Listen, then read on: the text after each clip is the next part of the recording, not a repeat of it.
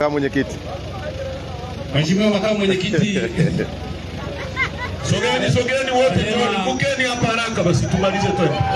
Sogea hapa haraka. Mheshimiwa John Wegesa Heche, ndugu viongozi wakuu mlioambatana na makamu wetu wa mwenyekiti wa taifa, karibuni Simiyu.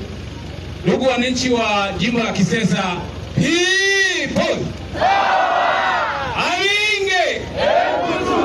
nange mdoga kwa mwapola pola gawe jine nange wago wake kwanda bani abukunje namle kuja balola kiama tonyo shaka makonda balola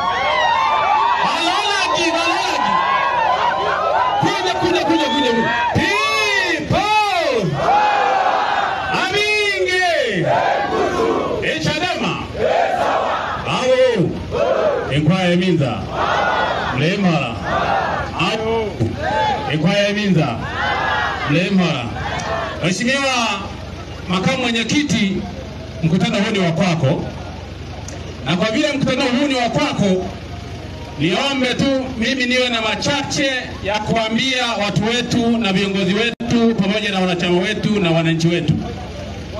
Wananchi wa jimbo la Kisesa, mnanisikia? Naomba mnisikilize vizuri. Tusikilize na tuwe makini na tujiandae kwa maelekezo ya chama. People. Unanielewa? Kwa hiyo niseme tu kwamba mambo na utaratibu unapokaa vizuri, mimi nasema kwamba kumweka Lissu ndani ni sawa na kuiweka pombe ya kienyeji aina ya gongo stooni muda mrefu, maana yake inakuwa kali zaidi. Ikija kutoka ni ya kunusa tu, wanadondoka. People. Mengine yote makamu mwenyekiti umeshasema.